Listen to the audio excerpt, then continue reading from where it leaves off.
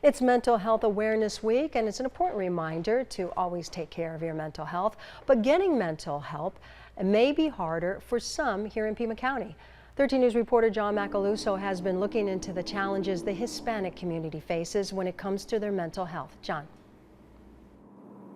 Hey Val, yeah, there are some challenges that we all face when addressing our mental health, and those are, sometimes it's not easy to ask for help, and then often it's even harder to admit that you need help. But for the Hispanic community here in southern Arizona, they face a few more challenges, including a language barrier.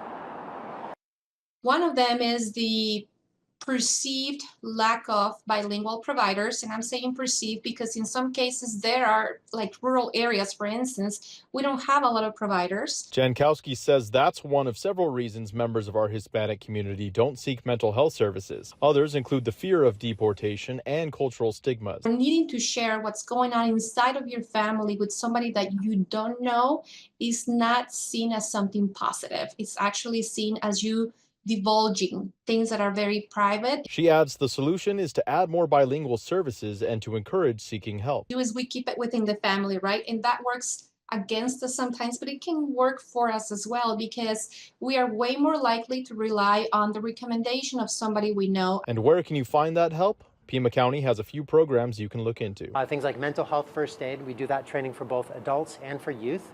And that's really about recognizing the signs of mental health and how to help, how to support mental health as an outcome within community members. Yeah, and that's just one of many programs and trainings that they offer. We'll have a list of those and a place that you can go to find them on KOLD.com a little bit later in the evening here. Now, when I talked to Jankowski, I asked her an important question. Sometimes it's hard looking for help for yourself, but it can be equally as hard to talk to someone you love about getting them some help. And if you want to do that, she says, just be careful, don't be too pushy, and of course offer up some of those resources, maybe even some of those you can find on our website a little bit later today. Reporting here in Tucson, John Macaluso, 13 News.